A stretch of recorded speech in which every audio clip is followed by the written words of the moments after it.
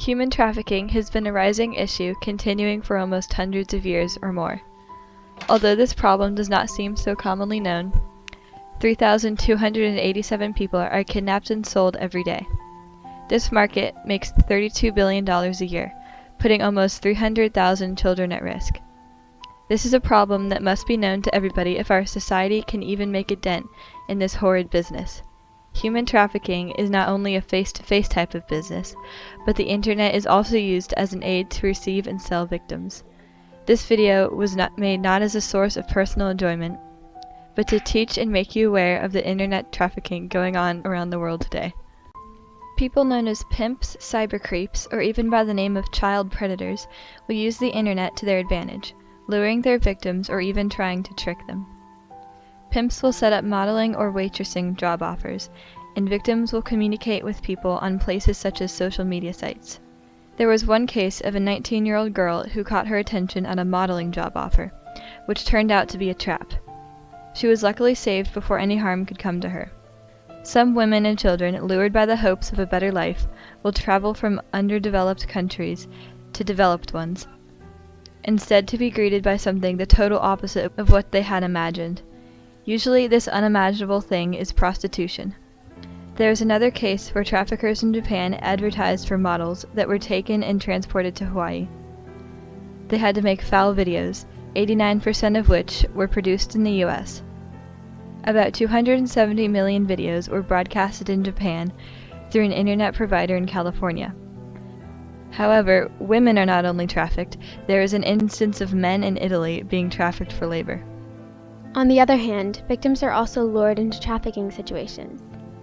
This is where the idea of child predators come in, being known for their perverted ways and tactical strategies to influence children to do such things. Online predators and victims may never come in contact. The damage is usually done over video, when the victim feels comfortable enough around their new online friend to do certain actions which the predator will record without the knowledge of the child. Tactics of the predator include private chatting, rather than in a chat room where many can see the conversations, flattery, used to make the victim feel as if they were receiving good attention, intimidation or even threats to expose photos once the victim has felt comfortable and has given certain pictures to the predator. One report in the UK showed that 7 children took their lives because of this online abuse by predators.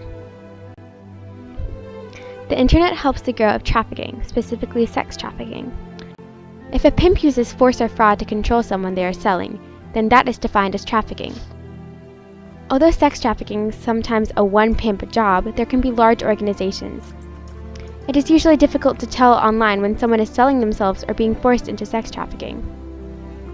In 2008, a simple Google search could bring up 128,000 trafficking sites hiding behind the ads of false identity. Pictures of the victim will be posted, and they are forced to answer ads about selling their body.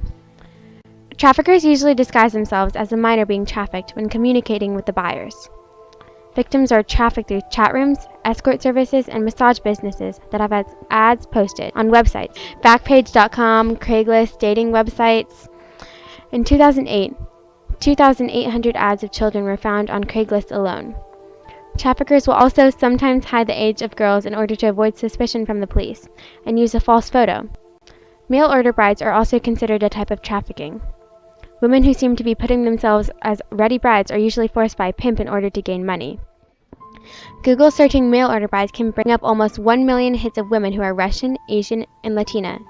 The dangers of mail order brides are extreme because you are meeting someone who could be fake or even dangerous over the internet. Pimps will contain their victims in 3 different types of action. Force, which is confinement, physical, or sexual abuse, restrictions on communications and movement. By fraud, which is false promises to be a boyfriend or caretaker. With coercion, threats to harm the victim's family, threats to shame the victim, or threats of deportation. Victims may also be subject to debt bondage and must pay off transportation fees. Traffickers then decide to take away the victim's documents so that it will be harder for them to escape a country where the physical, social, and language barriers are different. However, most victims do not realize that it is illegal for traffickers to choose how their expenses must be paid. Despite it seeming like there is no way to stop trafficking, many organizations have been put in place to stop this vile act. The internet also helps counter the trafficking too, with the new ways of collecting and sharing data. the NHTRC National Human Trafficking Resource Center and TVPA prevent both international and domestic trafficking from occurring. Call the national hotline at 1-888-3737-888 and it will help you as a victim, someone who has encountered a victim, or even a way to help victims and protect them. The TVPA, created in 2000, increased the prosecution of traffickers and helped victims recreate better lives with the help of Federalists. In December of 2011, Google gave $11.5 million to different trafficking organizations including the Polaris Project, Slavery Footprint, and the International Justice Mission. Software companies are uncovering ways to result data and analyze different interrelationships that occur on websites known to have human trafficking. There have also been anti-money laundering tools used to detect hidden financial transactions. There's also the idea of crowdsourcing, calling a lot of people via trafficking discussion boards rather than only one designated agent. These non-law enforcement and non-military people in certain locations will try to find and assist people who seem to be in trafficking situations without knowledge of it. Slowly but surely, the world is becoming more aware of the internet trafficking and is willing to do something about it. Although the world seems to be making a difference, trafficking still occurs and there are certain rules you should follow when on the internet. Make sure to never give out your first and last name, but if choosing to give out a name, create a fake one but do not include a fake last name for you might put someone else in danger. If an online user asks for your name, age, and gender all at once, then block them immediately because these are predatory signs. Also, if an online user constantly agrees with you on everything, be cautious because it turns out the other user might be faking answers. Never give out any personal info such as an address and do not agree to meet an online user in person. Although internet trafficking is a terrifying and saddening topic, with the technology and advances to stop this act we have today, our world is slowly becoming a safer place.